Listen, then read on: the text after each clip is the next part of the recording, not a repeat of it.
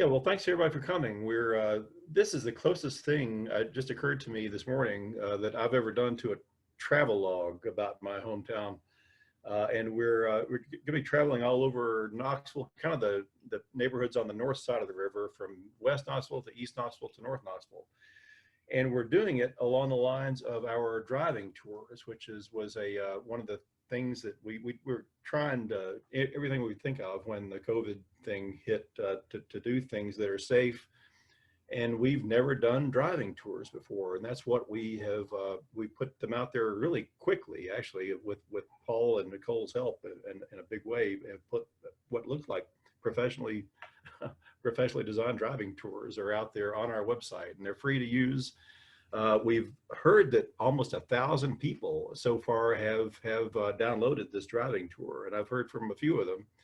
If you take it and have any questions or any comments or anything that you think needs attention, let us know. But we're pretty pleased with the response to it so far. But we're going to be giving a really tour using all three of the driving tours we've already put out there.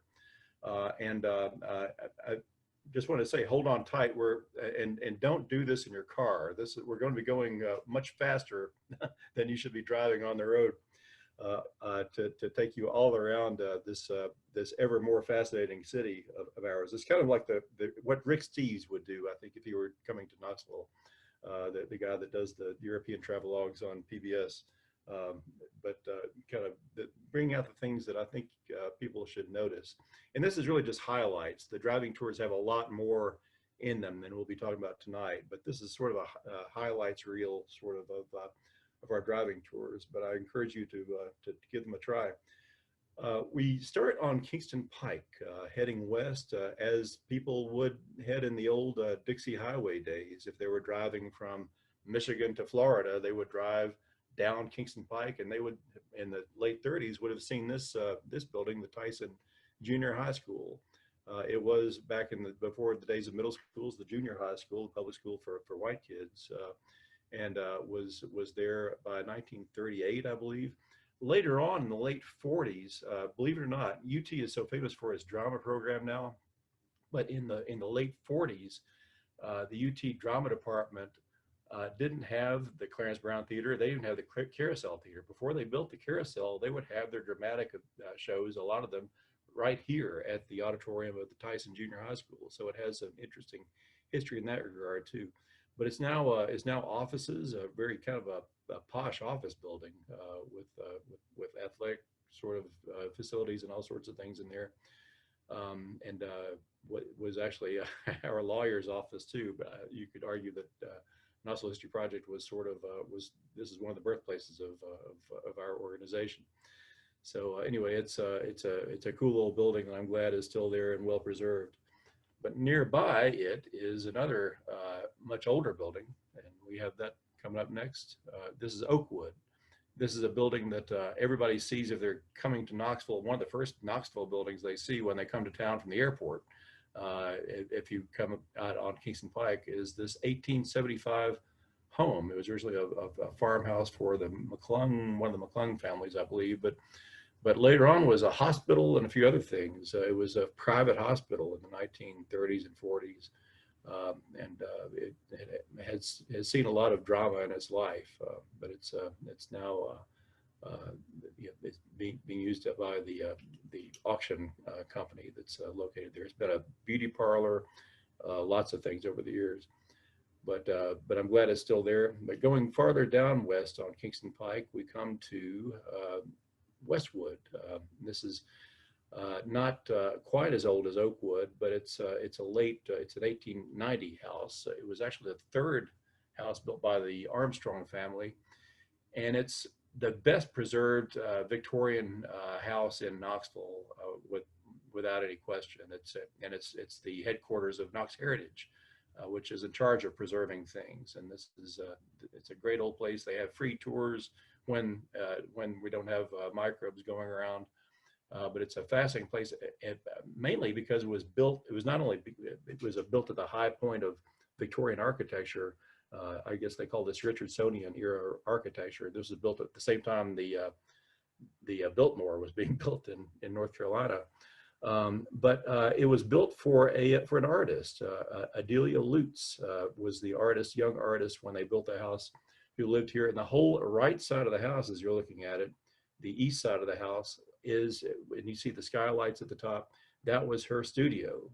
That whole eastern wing, and that's a room that was astonishing when it was built in 1890, and kind of famous when it was built. And it's still extremely unusual. I might almost say unique in historic homes anywhere today. A big room built for one artist, and it looks like an artist studio. It's a fascinating place to visit.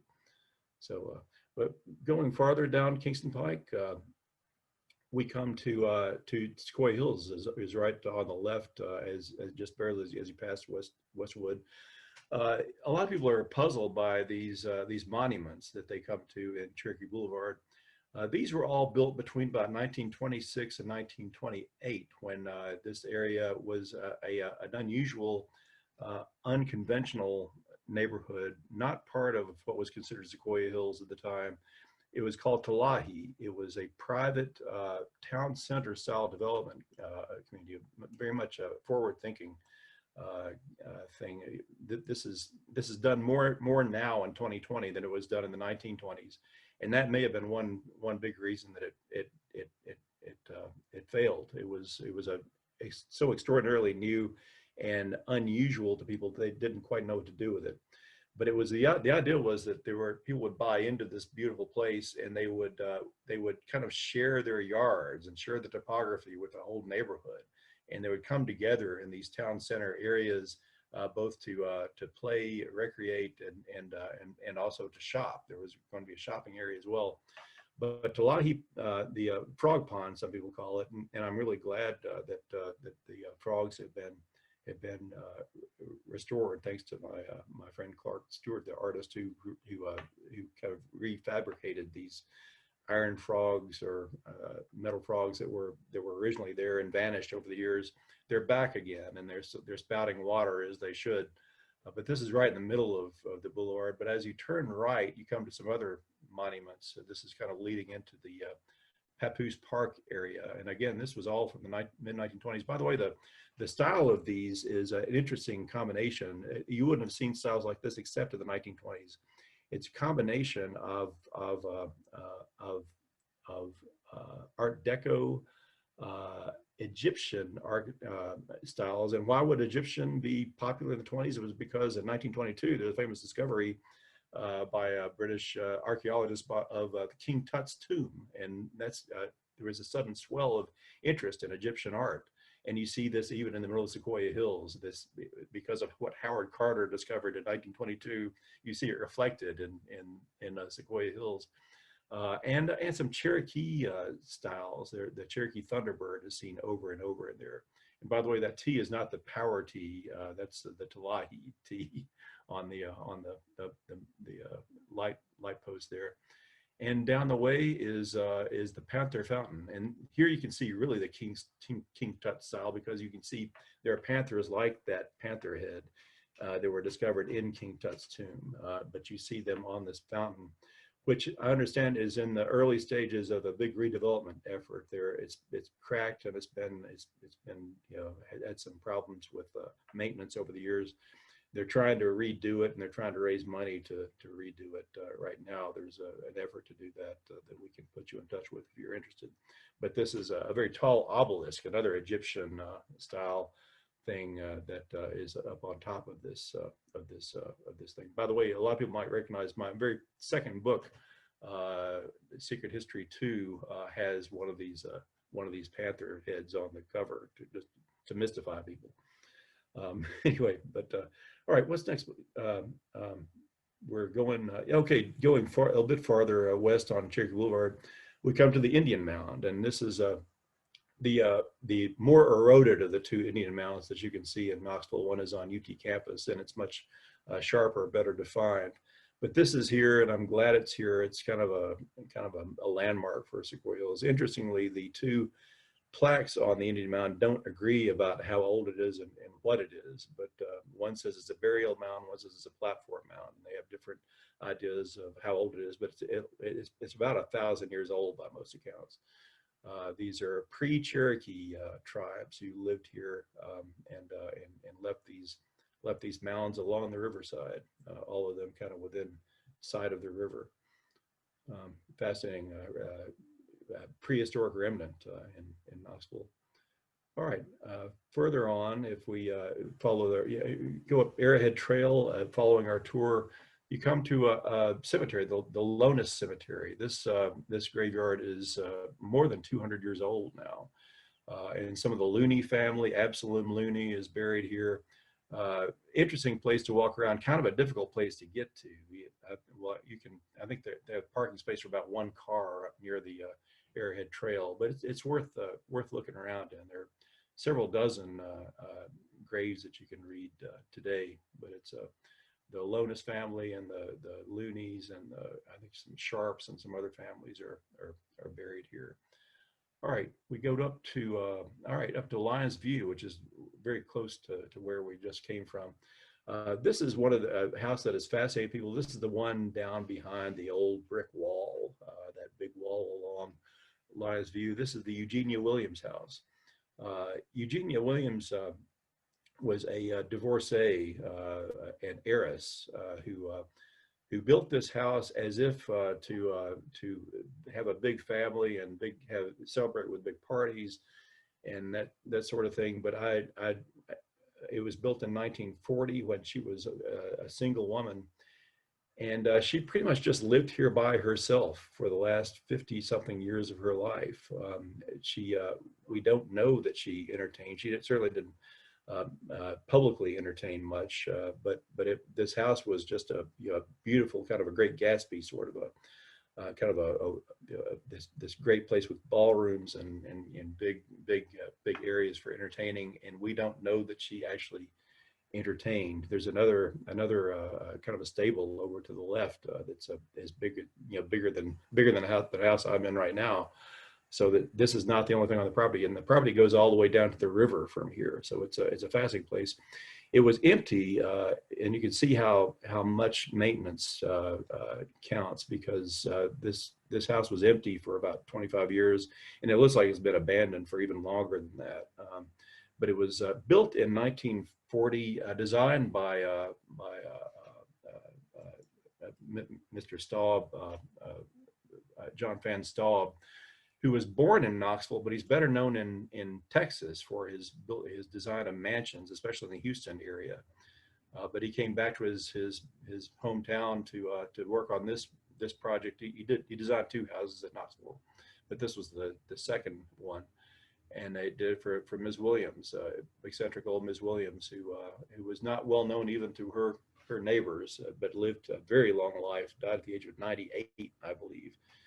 And ever since then, the house has been bound up in legal issues and so forth. UT finally found a way to sell it, and the Aslan Foundation just is actually closing on it this year, and is going to make it to some extent accessible. In fact, they're going to be having public tours and that sort of thing pretty soon, I think. That's just what I've heard. But anyway, it's a fascinating old place. I'm really interested to see what the its next chapter is. But one of the great mysteries of Knoxville is the mystery of Eugenia Williams. This is really literally next door, the Mount Pleasant Baptist Church, an African American Baptist church, and the old Lyons View School. But this was a school during the era of segregation. It was built in the 1940s. To replace an earlier school, which had been there since perhaps as early as the 1890s. But this was an African American public school that was in operation for this building was there for about 20 years. Of course, replaced a previous one too. I heard a great story that I'd love to believe, that the Everly brothers came here once and did just a free show for the kids there. There's one guy we talked to that remembers that day in the late 50s. They hardly ever did any local shows here, but they did reportedly did for this public school for Black kids. There's a wonderful graveyard just next to the church, by the way, that has graves reaching back to the Civil War, graves of black Civil War soldiers who lived here along here on Lyons View. And it's a reminder that Lyons View, even though today it's probably one of the most enviable addresses in East Tennessee, in for wealthy people in 1900, it was an African American community mainly. It was most of the people who lived along Lyons View in 1900 were African American farmers who some of whom owned some of their land here, and some of whom just rented it. But it's a whole interesting part of the history that we bring out in the Bearden book, which is now available. All right, next one, Paul. All right, just around the corner as we turn right on North Shore, this is the Episcopal Church of the Ascension. It was designed, one of Charlie Barber's last designs, I believe, but this was very prominent Episcopal church founded by, is an offshoot of St. John's, but it's up on the hill, lovely old place that was finished in '57, I believe. But just down the road is another much bigger church, the Sacred Heart Cathedral, and this is like an unbelievable dream to a lot of people that this church happened. This is the cathedral for all the Catholics who live in East Tennessee, and the whole the diocese of East Tennessee. This is where the kind of the seat of the bishop of the Catholic Church, and here, and it was just finished 2 years ago. An amazing place if you haven't seen it, and it's open a lot of the time, so I encourage you to go have a look at it. They've had some, classical music concerts, not just church services and other things there just in the 2 years it's been open. But an astonishing architectural monument that was to some extent inspired by cathedrals in Florence, Italy. So it's got a whole interesting story to it. But all right, let's move along, Paul. All right. Here's way up on the hill. You've probably seen this house, if not from up this close. This is the old Reynolds house. It's up on the very top of Bearden Hill, built in circa 1850, I believe. But this goes way back. It served Confederate General Longstreet in his siege of Knoxville in 1863. And you go up here and you can see why, especially before in the area when it was surrounded by farmland. This was a great way to see the whole topography of the Knoxville area, and it's just an amazing place to behold when you're up there. But you can look back and see the cathedral we just saw. But we're up on, here on top of Bearden Hill. By the way, Kingston Pike didn't always come over Bearden Hill. Before the 1940s, it went around Bearden Hill to what we know as Dean Hill Drive, was basically what Kingston Pike was. So people didn't drive all the way up here until, actually it was during World War II that they decided to just push it over the top in a way. But anyway, all right, here's another, I guess maybe the second oldest building in the immediate Bearden area, the old Bearden Christian Church. This is on the right, across from the Food City part of the Bearden Shopping Center with Food City in it. This was built in the 1880s, and it's I think the only survivor of old downtown Bearden as people knew it, 70 or 80 years ago. But it's an interesting simple old church. With an interesting graveyard in the back that you're free to peruse even during COVID. There's even a grave for someone who was killed in the Newmarket train wreck in 1904. All right, we're kind of moving back east now. We see Bearden Elementary School, not far from where we were just talking about on the left. It was built in the oldest part is built in the 1930s. It's been added on to some. It was, of course, originally a high school, and the high school moved out about 2 miles farther out west about 50 years ago. But we're glad that the old building is still there and still being used. But a lot of people have fond memories. All right, we take a little detour into Homburg Place, and in fact, we're following what was old Kingston Pike before the 1920s to see what was part of the Brickyard. This is the African American community that has, and this is, I think, literally the only remnant of the African American community, is still a thriving AME Zion church that is still there. But it's been there. That church was built about 1930, I believe, and replaced an earlier one that had been converted from an old dance hall that had been there before. But it's a reminder that this was once a community of several, a few hundred African Americans lived right within a short distance of this, walking distance of this church.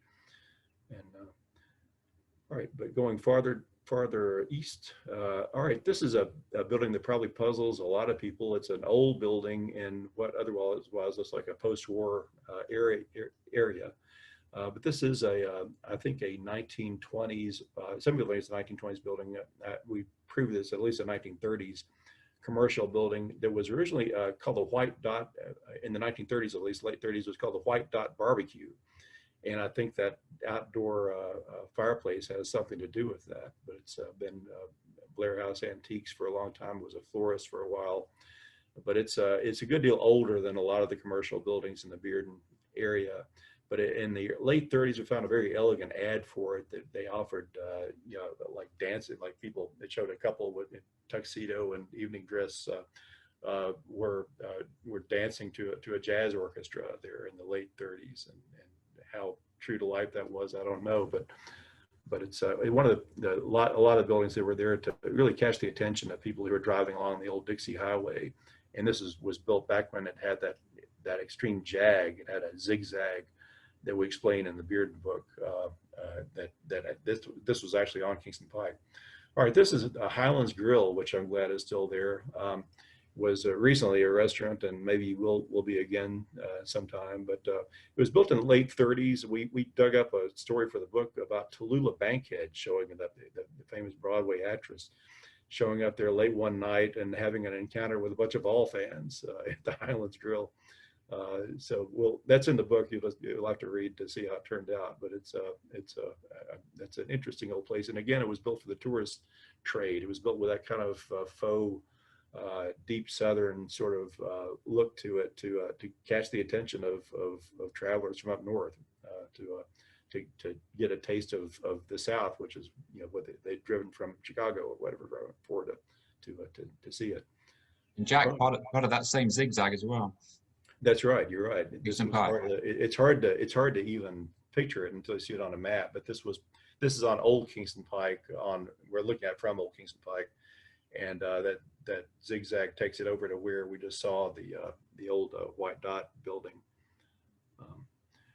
All right, here's an old fire hall, which I'm glad is still there, the Lowness Fire Hall, and it's named Lowness because it was built where the old Lowness School was. The Lowness School was a rural public school for the kids who lived out here. That went way back. It was sometimes called the Lowness Academy, I think. But they finally folded in when they opened Sequoia School about 1.5 miles from here. They phased it out and but kept the name Lowness, kind of honored the name Lowness in the name of this fire hall. It's an old-fashioned fire hall with last time I was inside, it had a fire pole in it. They still had people upstairs who would ride the fire pole down. It does still. Yeah. Oh, good. Yeah, I'm glad. But this was built in about 1930. All right, and just down, this is just a sample. It's hard to believe driving down Kingston Pike. Some people have the land of churches and synagogues. The two major synagogues in Knoxville are along this stretch, plus about 7 or 8 other churches, from Greek Orthodox to Seventh-day Adventist to Baptist, Methodist, Presbyterian, are all down this stretch of Kingston Pike. Before the 1950s, people complained that there were no churches along Kingston Pike, and that's hard to believe because there's so many now. But these were all built in the 1950s and 60s. Heskamuna was planned in the late 50s. Heskamuna, by the way, is a phrase of mysterious origin. People don't know exactly. Even scholars have studied it and have just theories about what it means. But it was a name chosen by the early conservative Jews who moved here from Eastern Europe, as opposed to the German Jewish population who were more mainstream. The Eastern European Jews from Poland, from Russia, from Lithuania moved here, and they had more traditional ideas of Judaism than the German Jews did. And they wanted a separate synagogue that reflected those traditional values. And that was what they founded when they founded Heskemuna, originally downtown. It was really on Vine Street. And when they moved it out here to be closer to their congregation in the 1950s. It was designed by Goodstein and Lieberman, I believe, who were both Jewish members of the community, who also had a big effect on the architecture of the Bearden area. All right, we'll move down now to jump over downtown all the way to East Knoxville to go to our East Knoxville tour. And we're going to take another similar loop down Magnolia and take a detour into Caswell Park. I've been doing some research on Caswell Park lately. It's a very interesting story about how William Caswell, an elderly real estate guy who also had major grapefruit orchards in Florida, but was a developer of this area, was getting to be an old man, and he decided he wanted to leave a legacy to his city. He had played baseball earlier in his career, and in fact, he is said to have been a player in the first baseball game ever played in Knoxville in the 1860s. But wanted to put a park out there that could be used for baseball and other things, and donated, I think, 7 acres if it could be matched by the city to buy some other adjacent acres along First Creek, this part of First Creek that often flooded and was not that developable anyway at the time, to make it a park. And it was the first really big park in Knoxville, and was a great deal. 1916 is when it opened.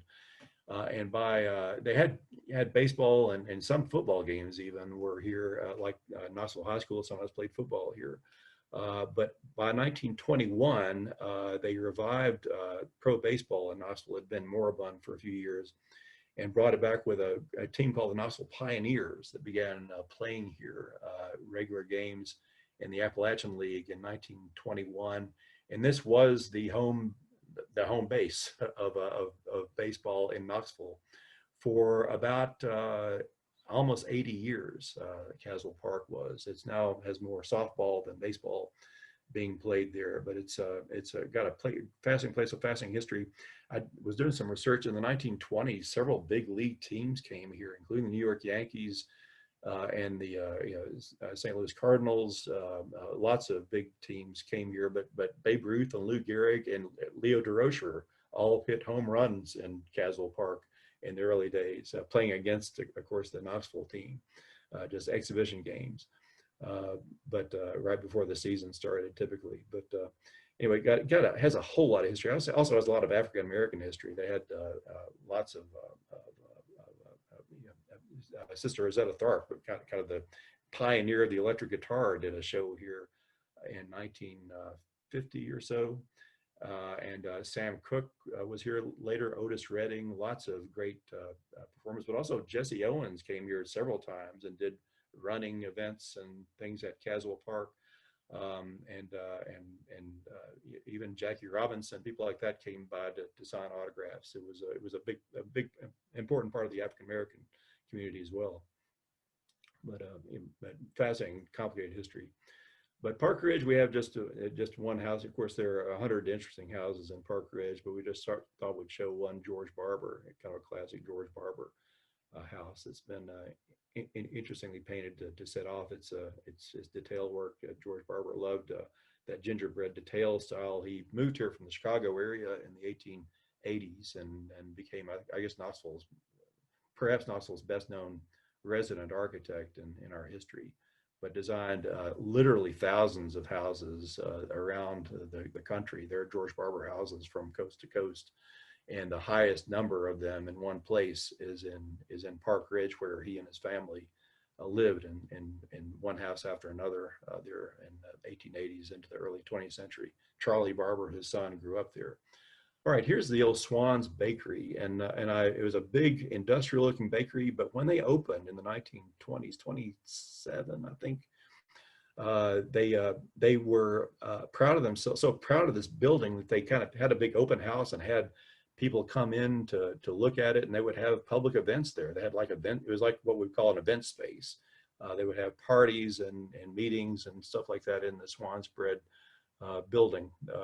Later on in the 1940s, the Swan Silvertones, an African American gospel group, were kind of were enlisted by them for promotional purposes, but they made a lot of important records that influenced a lot of people. I mean, Paul Simon has talked about how important Swan Silvertones was to his development of his sense of music and composition. But anyway, I'm glad this building is still there. I think it's sort of in some kind of transition. I'm not sure exactly where it is now. After the talk, if anybody knows where the building is now, we can, I would love to hear about that. But actually, Jack, I'm looking at another picture of it online, and it looks like it should be inhabitable, but it's lost a lot of its charm. Like the pediment and is all gone, I think, if that's the right. Yeah, the ornamentation's gone. An unfortunate tendency to try to simplify our interesting old buildings, but it's I think it's still a handsome building. And I think it's a building that you kind of notice as you're going down Magnolia on the left. But all right, here's a building that's not quite in as good shape, but it has quite a heritage. This is where I'm trying to remember the name of the family. The Barney and what's his name? Anyway, they were the early bottlers for the Pepsi company, and but they had their bottling company here in the 1940s when they developed a new soft drink that they called Mountain Dew, and they came out with it and advertised it as a mixer for moonshine. Mountain Dew, of course, is the old name for moonshine. By the time they named Mountain Dew, Uncle Dave Macon's song "That Good Old Mountain Dew" was well known. But they came up with this kind of lemon lime mixer that became popular, but just kind of locally, regionally. They sold the name to another company, I think based in West Virginia, who kind of ramped it up some, put some unusual color in it, and added some caffeine to it, and kind of made it something a little bit different, but still kept the Mountain Dew name. So this is arguably the birthplace of the soft drink Mountain Dew. Hey, Jack. Yeah.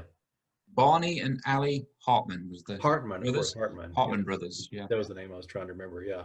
They later moved their company over. It's still, the company they still worked at is still there over off of Middlebrook. That's where the Pepsi bottling plant is. And the Hartmans were still in charge of it when they moved over there. But this building is still there on Magnolia. All right, here's just I mean, there's some astonishing architecture on Magnolia, and this is the Magnolia Methodist Church on the right as you go down. Still an operating church there, and a beautiful piece of architecture that catches your attention.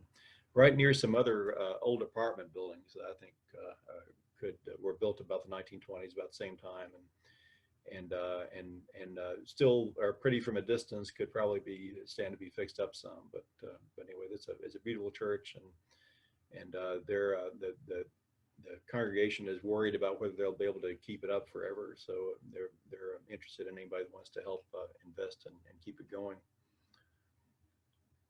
All right, here's of course the Pizza Palace, which is a landmark, a drive-in pizza place. How many drive-in pizza places have you all been to? It opened in 1961.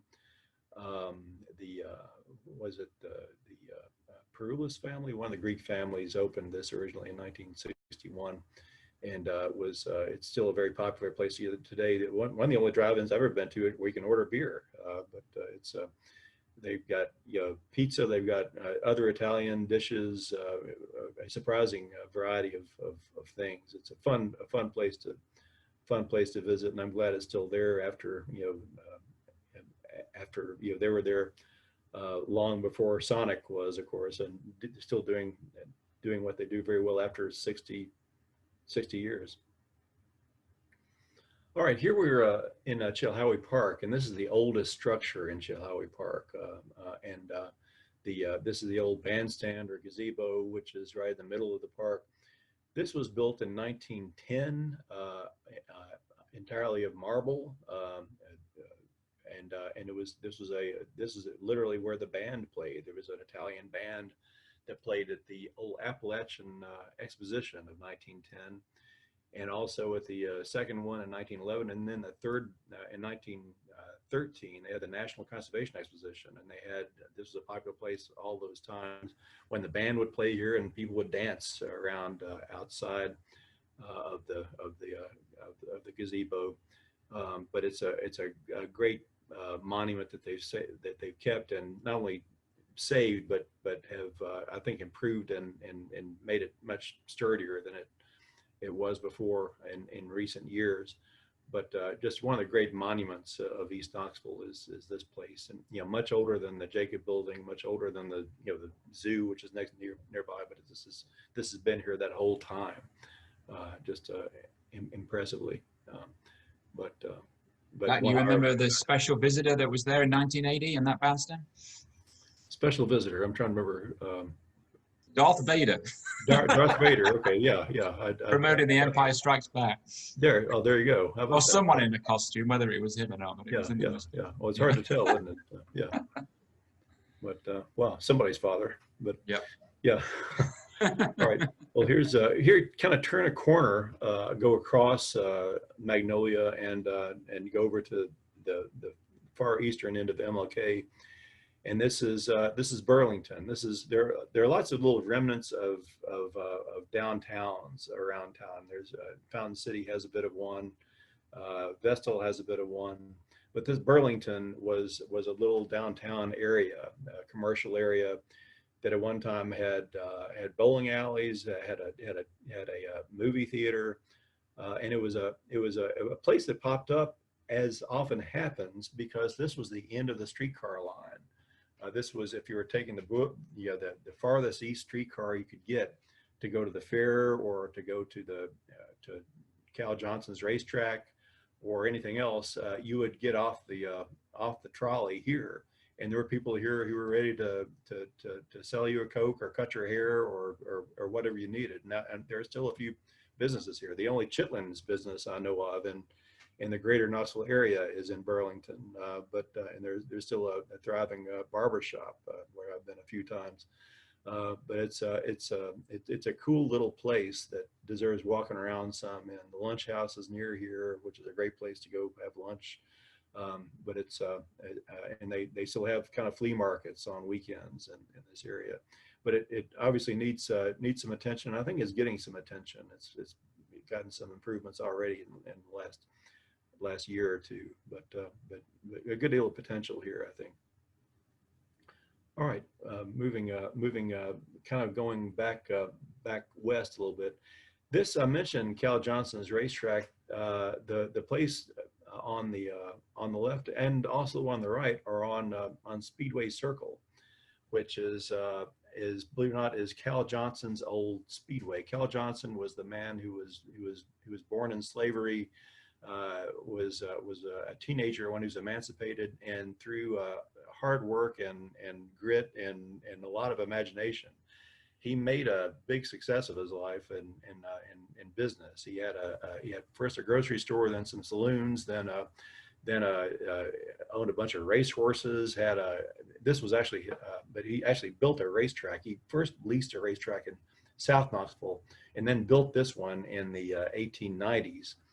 Speedway Circle. You don't actually see the track in this picture, but both of these buildings face Speedway Circle, which is a half-mile oval, and it's basically his racetrack paved with houses and other buildings on it. Just an amazing thing to happen. But the Naville House is extraordinary in another way. This was a lot of this house, I'll say, was moved from Gay Street. It still has its old Gay Street address, 918. Or not 918, Gay Street. And this was where this house originally stood, where the Andrew Johnson building is now. When they built the Andrew Johnson building, they tore down all the houses, and this was the old Joseph Nafel house. He was of that Austrian family, a very well-known photographer, and one of the best-known photographers in Knoxville in the 19th century was Joseph Nafel. But this was his house on Gay Street. It was moved down here after his death, and was occupied by one family after another until probably 20 or 30 years ago. But was just a residence all that time, and it's been it's kind of in limbo right now. I think a lot of the interior, which had some of the original interior from Gay Street, has been stripped out and used in other houses elsewhere than Knoxville, I understand. But it's the building is still there, and just something to kind of gawk at if you ever find your way over at Speedway Circle. It's older, the facade at least is older than anything else in the neighborhood. But all right, next is we move along. All right, yeah, we take you on the tour by a sort of complicated route over to Knoxville Botanical Gardens and Arboretum. This is the legacy of the old Howell Nurseries, which was kind of a plant and landscaping business that was there for a very, very long time. In fact, they claim to have been started in the 1780s and on the same piece of land.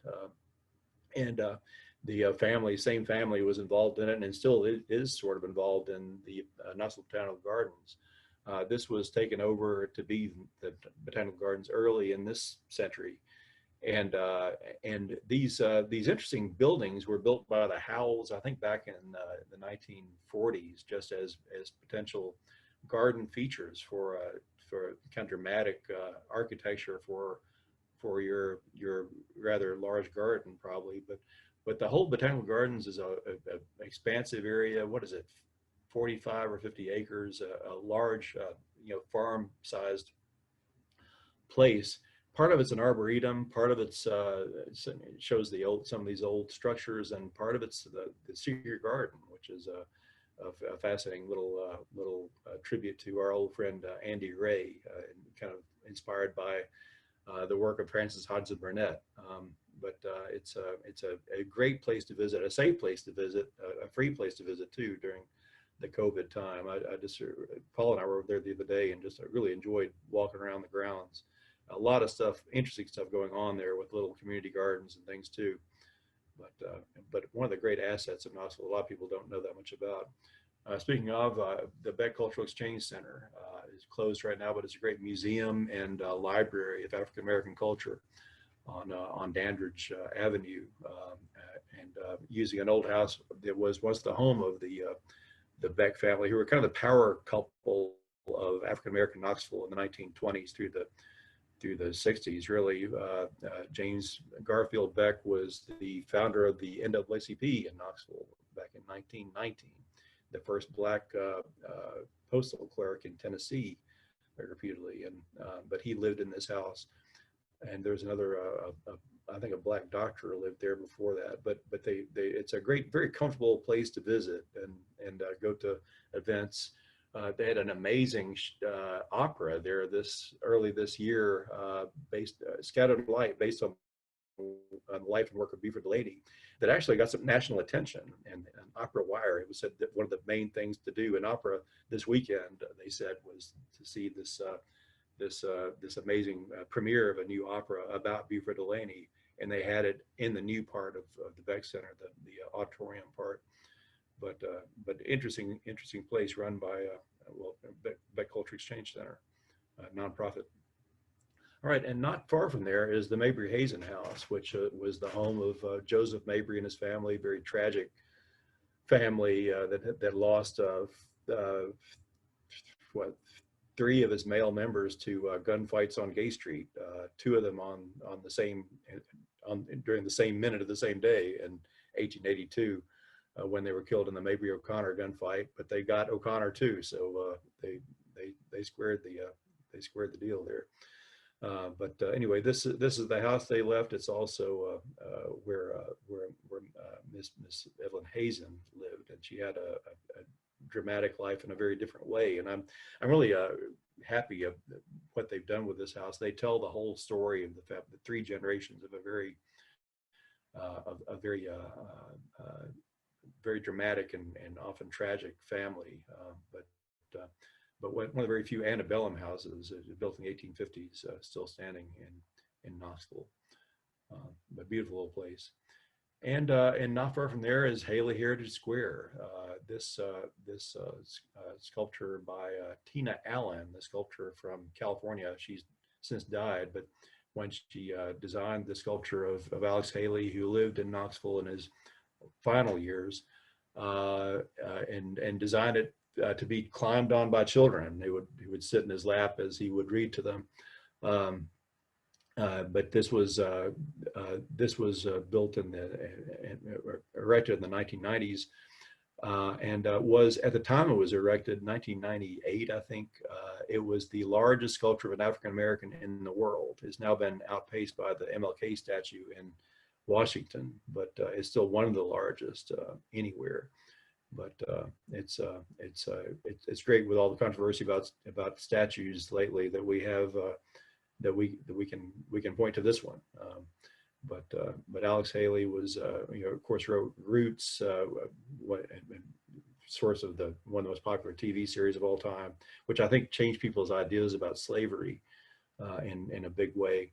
But also wrote the autobiography of Malcolm X, and lots of other really kind of groundbreaking magazine articles. And a very interesting fellow who was a credit to the community in his years here. Died in 91, I believe. All right, next one. All right, this is something a lot of people don't know about. Potter's Field is a phrase that actually comes from the Bible. But Potter's Field is the name of a place where they bury the unknown.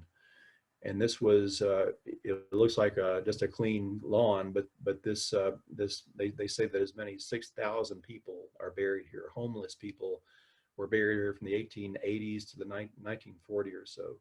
This monument, unusual monument, has a bit of Thomas Gray's elegy in a country, written in a country churchyard. And that's its connection to Old Gray Cemetery, which is actually named for the same poet, which is about 2 miles away. But it's an interesting kind of a poignant spot. There are a few marked graves, but most of the graves here are not marked, and the people buried here are still mostly unknown people who were just found in the streets of Knoxville, and no one knew who they were. They would bury them here. And it's right across the street from Oddfellows Cemetery, which was it's called Oddfellows because it was run by a black fraternity of Oddfellows, and goes back to the 19th century. Has a lot of people who are born in slavery here, including Cal Johnson's grave here in a little family plot. It's an interesting place to walk around. They had a wonderful event here for Emancipation Day a couple of years ago, when they put little candles at each of the people whose graves showed that they date back to the time of slavery. But did it at night. It was really a dramatic evening. All right, North Knoxville is our final in this triptych, and we'll get to South Knoxville soon, but we just don't have it yet in this thing. But North Knoxville, we start in the north side of downtown with on Fifth Avenue, the first Christian church. This was the last known work that George Barber worked on, and it's poignant because he worked on it with his son, Charles Barber, who was just starting his career. But based on it kind of reflects a little bit some of the dimensions of a well-known church at the time in New York by Stanford White, a Presbyterian church, which has since been torn down. So this is an interesting kind of a fossil of a Stanford White church that's not there anymore. But also it has features of its own. It even reflects some kind of California styles and its community areas in the back of it. But a beautiful old place. The church has since moved away, but it's been used in recent years for event spaces. But these couple of buildings show you that Fifth Avenue, and I think people like the idea because Fifth Avenue in Manhattan is famous for stylish residences. People like to live on Fifth Avenue in Knoxville too. And these were all built around 1910, 1912, townhouse style apartments and townhouses. But it was a wealthy, I should say affluent people lived in these townhouses, and also down the way in Manvilla. There were a lot of them along here. People who didn't have kids, especially older people, couples, singles, lived. If you're affluent and well-connected, wanted to stay close to downtown, you lived on Fifth Avenue. This was famous for that, and I'm glad that some of these still these two are still residents and residences and used for that purpose. So, but around the corner is a fascinating place called Emory Place, and we know it by that name today. It was earlier called Emory Park, and earlier still was called the Central Market. This was originally laid out to be a public market to compete with Market Square. The idea was that this market was closer to the farmers who would be coming to town, also closer to the new residential areas, like what was then the new residential area was the Fourth and Gill area, old North Knoxville, and people would come here and shop at Emory Place, which was then called Central Market. And the old post office is on the left. That dates back to the 1880s. And on the right is the old Walla Walla chewing gum factory. Believe it or not, this was our biggest chewing gum factory in the Knoxville area. You wouldn't guess it from looking at that, lovely Victorian architecture, but that was what it was, and what it was for quite a long time. We had a chewing gum business from this lasted actually from the 1880s until I think up to the 1940s, when they're doing chiclet style chewing gums. And these days they did like stick chewing gum, but it was it's a great thing that thanks to Dwayne Grieve, who used to have his office in there, and other people, the architect who have helped save this kind of forgotten part of downtown. And this was considered part of downtown. We've kind of forgotten about it because it's north of the interstate. We think of downtown as ending at I-40, but this is on the other side. But they cut I-40 through in the 1950s, and we kind of forgot that this is part of downtown too. But it was a park later on. It was a park named for Isaac Emory, who was a very popular Presbyterian minister who was from New York originally, but who was killed in the Newmarket train wreck in 1904. And it was about that time they were redeveloping it, realizing the Central Market was not working out, and they tore the old market building down and made it a green park. But lovely old quirky sort of place. But yeah, next one, if you go across the street from here, you get to Old Gray Cemetery, which is not a giant cemetery. It's what, 14 acres or so, but it's much bigger than people realize who've just driven by it on Broadway. And I've given 200 tours of Old Gray Cemetery, and every time I walk through Old Gray on a tour or anything else, I notice something I never noticed before. But fascinating old graves. By the way, almost all of the statues in Old Gray are of women who died young, or women or girls who died before the age of 40, and that goes for the restored Albers fountain statue, which we just had to rely on pictures to see for years, but it was just restored about 3 years ago, and is a new version of the statue based on the old one is back, is there again. But Old Gray was built, was established in 1850, as some of the early Irish immigrants are buried here, but also some of the very wealthy people in Knoxville. The McClungs have a whole kind of city to themselves here as well, but also Parson Brownlow and the Tyson family, McGee Tyson and his father, General Tyson, and mother Betty. All these people are buried there. I guarantee you, even if you don't know that much about Knoxville history, you'll walk through Old Gray and see names you recognize. But interesting, cool little place. And just right next door to it is a graveyard that's very, very different. Old Gray looks kind of Gothic in its kind of disorderly kind of fashion. It's almost natural, but National Cemetery is very well ordered. National Cemetery, though, is just slightly newer than Old Gray. It was established during the Civil War, literally before the siege of Knoxville. This was already laid out and was as a Union cemetery. General Burnside knew that they're going to need a cemetery. It was and began burying people before even the Confederate siege of Knoxville. But a lot of people who died several people who were killed in the assault on Fort Sanders are buried at Old Gray. You can't tell in this picture, but it's a concentric circle cemetery, perhaps unlike any other in America. It was designed that way in 1863. and it really has not changed, even though they've added a good many more graves. I think there were 3,500 graves from the Civil War, and now there are 6,000 odd graves from almost every war since then. But in this picture, by the way, over to the left is one of the most famous people buried here, and he was not famous for combat. He was famous for football. General Neeland is buried there with a simple soldier's grave, which is what he wanted. He already had a giant monument to him a couple of miles away, so I think he didn't. He thought he didn't need anything else. But anyway, there are lots of stories about this monument. Has a long kind of Gothic story. That the original one was built in 1901 and had a big iron eagle on a cannonball on top, and it was struck by lightning. You probably shouldn't put iron up that high in the air, and the whole thing was destroyed, was blown apart. The lightning went through the thing and blasted it apart when it was only about 3 years old. And this monument was built all of stone and was finished, I think, in 1906. It has been apparently never been struck by lightning, so it's in good shape.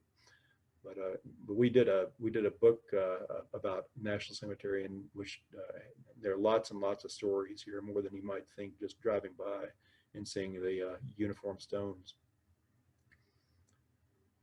But all right, down on Central, this is the famous Corner Lounge. It hasn't always looked so stylish, but this is the original building, and inside it hasn't changed all that much. It's a bar again, I'm glad to say, and Corner Lounge was built and became kind of well known by the late 1930s as the Corner Grill, and they had beer from those early days and pool and that sort of thing. But has been through lots of things. It's even a scene in Cormac McCarthy's novel Suttree. But it's has quite a lot of history to it. A lot of people remember when Con Hunley was the house band here in the late 60s and 70s, I think it was. And it's of course next door to Magpies, which is one of the most interesting bakers in Knoxville. And where this is kind of the downtown north area.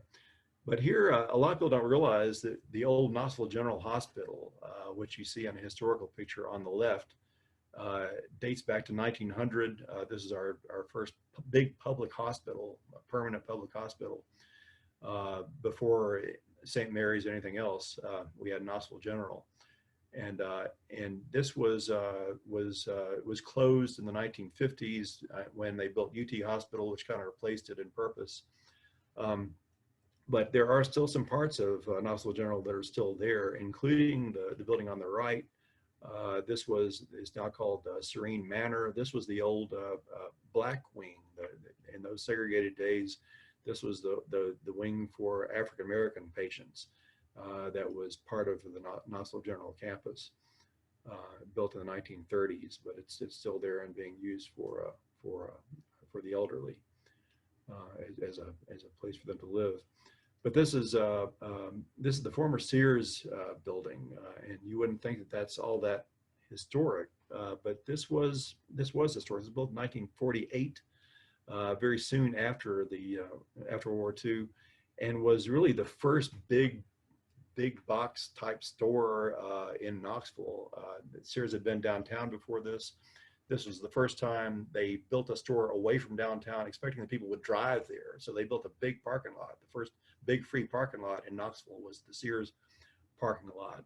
And there's some interesting story to it, because they had a record store at Sears, and in 1949, a young guy named Chet Atkins showed up there to sign his new record, and brought with him the Carter family, who were signing their records too. So it was there is some history even in a chain retail store. It's been used by Knox County for records. They have massive records downstairs. I told my friend Jeff Bills, who works there, that this looks like a scene in James Bond. They're just these giant, massive areas of Knox County records that one after another. It looks like a giant evil factory or something. But anyway, it's a cool thing up on the hill there. And here we're getting into the Happy Holler area just beyond that hill. these are the two buildings, and I'm glad they're both still there, the two buildings that have been Holy Ghost Catholic Church over the years. One built in 1908, the one on the left is the older one, and the other one is built in the latter 1920s. But Holy Ghost was the second Catholic church in Knoxville after Immaculate Conception. They laid the cornerstone for the 1908 one on St. Patrick's Day, I think reflecting the fact that a whole lot of their congregation were Irish, a lot of them second generation or third generation Irish immigrants by this time. But a lot of the Irish who had lived downtown, often in very close together circumstances, were more prosperous and were moving out and living in North Knoxville at this time. So this kind of reflects that era of their time in Knoxville. But Holy Ghost is still a thriving church, beautiful inside. All right, here's kind of the center of Happy Holler here. You see Raven Records and Flats and Taps and relics in this picture. But this it's a great place. The old downtown of Happy Holler. This was kind of the commercial community for the commercial center for people who worked at Brookside Mills, and to some extent people who worked for the Dempster Brothers factory and also Southern Railway. A lot of the people who patronized these stores when they were built way back, and Happy Holler actually goes back to the 1880s. I didn't realize until I researched it that there was a saloon here in the 1880s built by an Irishman named Kavanaugh. That was really the beginning of Happy Holler. But this was a place known for bars and also for a movie theater. This was the old Joy Cinema, and I'm really glad. I'm sorry it has to be closed right now, but the Central Cinema has revived the cinema idea very stylishly with showing kind of interesting offbeat movies that you won't see in the big theater chains. Here in the same building that was the Joy Theater, and back in the 1920s and 30s. So this is an interesting revival of an idea in a neighborhood that I'm glad it's one of those things that just makes you is gratifying for history students to see. But all right, and near Happy Holler is, believe it or not, this is one of the oldest restaurants in Knoxville, the original Friezo. This has been here and not changed much since the 1950s. Did you know they serve breakfast? I'll be by there tomorrow. But anyway, they have tamales and chili, and you have the full house. That's one of the few places that serves a full house, but only in the cold months typically. They have hot dogs and ice cream and all sorts of things. They don't have any indoor seating at all. You just order it here like you would at Myrtle Beach or something like that. But there are a couple of tables in the back that you can concrete tables you can take and eat there. I've been there many times. But all right, here's down the way is a building a lot of people may not recognize. It's been used by nonprofits for several years and is now kind of in limbo. There was a private company that was going to do something with it that I understand is not going to work out. But this was built in the 1940s, just very soon after World War II. And you see the Art Deco lines, the curved lines. This is original with the glass bricks. This was Charlie's Pie Shop, and Charlie's Pie Shop was, I think, the highest volume pie shop in Greater Knoxville, certainly in those days. And they had a large staff of several dozen people who worked here, and just made pies all day long, made hundreds of pies a day at Charlie's Pie Shop. And I would love to see that heritage be revived again somehow.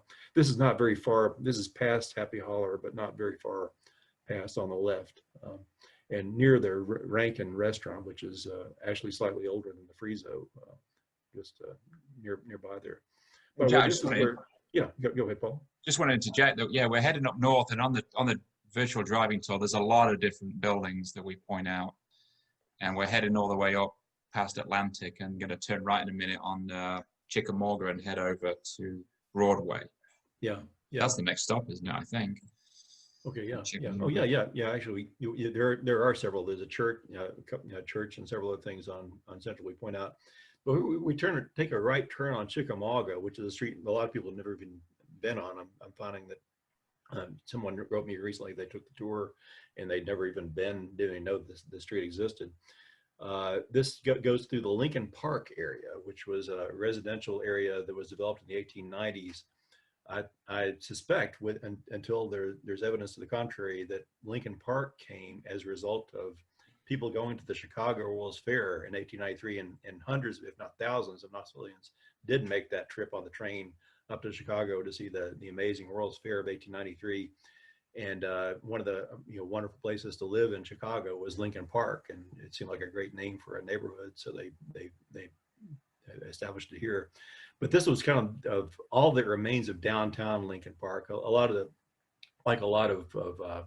residential areas, it had a little downtown, and this is the only building that's left there. I remember when there was a little luncheonette here in the 50s.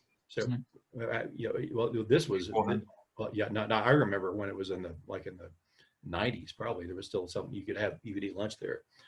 But there were several buildings around in this area, and it did have a little bit of a downtown feel. And again, just like Burlington, this was the very end of the streetcar line. It would turn around and go back. So this was a lot of buildings kind of popped up along this little section of Lincoln Park. There's a church nearby here, but other than that, it's almost all of its this old commercial areas is gone. But all right, here we get down to Broadway, and I want to point out the Kentshires, which were built about 1930, and as I think we mentioned in the tour, they were built on the old Haynes property, one of the most mysterious and frightening murders in Knoxville history, or this era certainly, was the murder of Ms. Haynes in her locked bedroom on the second floor of their mansion that was right here. And it became such a famous murder that when the family decided to dispose of the property, they thought nobody's going to want to live in the Haynes murder house. So they tore it down and just immediately redeveloped it as kind of cool, circa 1930 apartments, which are well occupied now. I think Christopher Kendrick was involved in this redevelopment some years ago. But going south on Broadway now, I want to point out this is a building you might not even believe is on Broadway. This is the Howard House. At one time, Broadway was a very stylish place to live, and there were a couple of hundred houses where affluent families lived. This is one of the very last ones remaining, and it was almost torn down for a very small part of a Walmart parking lot about 4 years ago, and that's all it was going to be. They weren't going to build anything else here, just part of a parking lot for this beautiful old house, which had been the home of, well, actually a couple of city councilmen over the years, and lots of other interesting people. But anyway, it's I'm glad it's been saved. I think the Harb family had bought it. I'm not sure how it's being used now, but it's still there, and it looks great, I think. So it's vacant right now. Kind of a triumph of Knox Heritage was behind trying to save the Howard House. You may remember about 3 years ago. All right, well, here's the original St. Mary's Hospital, and you might expect me to say, of course, this was torn down, but it wasn't. This building is still there. This building is still there, and it's going to be it's slowly being revealed, and is going to be used again by the city for city offices. I think the police and the fire department and some other departments are moving up to this hill, on top of Oak Hill. St. Mary's is actually connected to we talk about the Irish community in this area. It's actually it was the first Catholic hospital in East Tennessee, and it was established by Daniel DeWine, who was an Irish saloon keeper downtown, and who saved us money, and actually had owned some land, and he owned Oak Hill, which was near, of course, near Holy Ghost Church on the other side. But it was, he donated this to the Catholic Church to establish a Catholic hospital up here in the 1920s. Died before he saw it happen. He died in the mid-20s. But the 1929, they actually built the church up here, and the hospital up here and it operated, as you know, for many, many years. My son was born there. My grandmother died there. It was lots of things over the years, but it was it's just been only recently have the last of the medical community moved out of it. But it was still for many, many years. It was a Catholic hospital run by nuns. Sister Mary Nunziata was one of the leaders of the early days. All right, and another building, one of the even older than the Howard House, is Greystone. This was Eldad Cicero Camp's house. He was a Union veteran who was a big titan of business in Knoxville in the late 19th century, and built this big house in 1890. Got a guy named Alfred Mullett from Washington D.C. to design it. A very well-known, nationally well-known architect, and this didn't. No one knew it. I don't know whether Mullett did or not, but this was the last house that Mullett ever designed anywhere. Mullett has major buildings in New York and Washington, but this was his very last design because he committed suicide the year that this house was completed up in Washington. But anyway, this is a beautiful old house that has been occupied by TV station WATE for 60 years now. They've been there a long, long time. And the Community Design Center is in the carriage house over to the right of here, and built in the same style, the same year as 1890. But and several interesting churches along here. I mentioned the First Lutheran Church. This was established in the actually the 1860s as a German language church for all the German immigrants who moved here in the mid 19th century. This was a German. They had all the services in German for for decades. But I think by the time they built this church building, they were having services in English. But they in recent years have had some German festivals. I would love to see that happen, because this was that was a very big part of our Knoxville's culture, was the German culture. They brought everything from Christmas trees to classical music to beer. All these things were things the Germans had brought, and also they had an organization called Turnverein, and very close to where this church is was Old Turner Park, which was run by the German immigrant organization, the Turnverein. So there's quite a lot of heritage there that if you look beyond the walls. All right, and here's St. James Episcopal Church, another lovely old church on Broadway. We're kind of running short on time, so I want to get, here we are back to the beginning. It's the last one, really. Yeah, Knoxville High School, built in 1910, was a high school for the white kids of Knoxville. There was another high school for black kids. But from 1910 to 1951, this is, if you were white and lived in Knoxville, this is where you went to high school.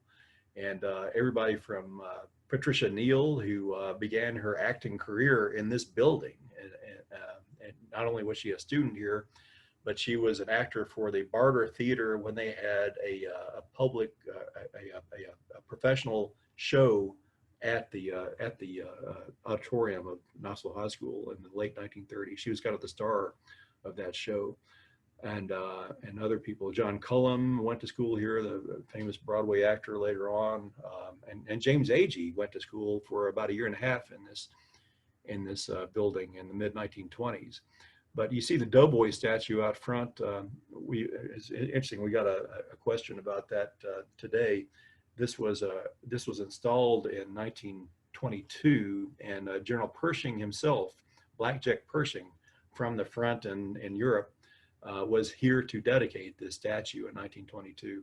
I think the idea was it was honoring especially the people from Knoxville High School who had gone to war, and many of whom perished in that short American participation in World War I. But this was to honor all of them. This statue, by the way, is not original. It's not the only one. They're actually I did some research online. There are 34 copies of this statue in America, but there are only 2 in the Southeast.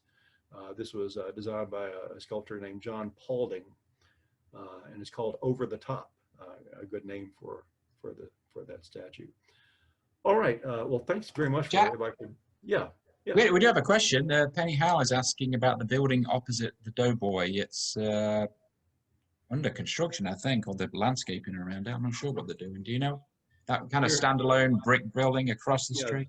there is an old building that I think dates back to the era when there were a lot of people living on Fifth Avenue. There are a few things across the street, but I think I know the one you're talking about, and I think it's just I think it was just an old. I think it's just an old building that may have been a residence at one time. I haven't ever researched it individually, but that it's a residence now at least. So it's been redone lately.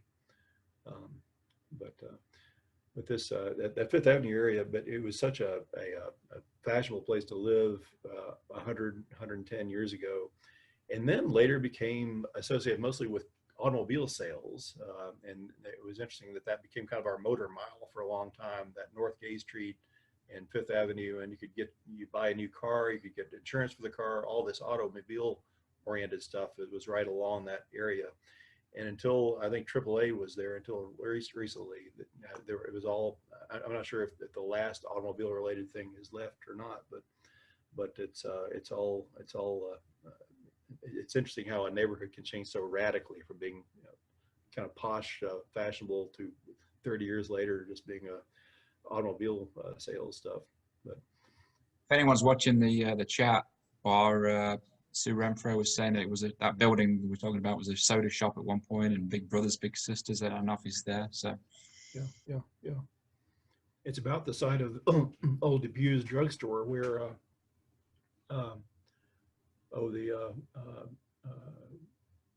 that congressman blanking on his name right now, who Republican congressman, post Civil War congressman who walked into that drugstore, took some arsenic, and then died. You could just buy arsenic. the Ashby, was it? No. No. It was Leonidas Hook. That's right, Hoke. Leonidas Hook. Houk. Leonidas Hoke. His son was a congressman too. And in fact, his son was a state senator who voted for suffrage. To bring it back to Laura Still, his son John Hoke was a state senator in 1920 and voted yay for suffrage and helped make the difference. But his father Leonidas was kind of a machine guy. He ran this Republican machine that kind of controlled things. Most of his enemies were other Republicans. But he was a very prominent figure.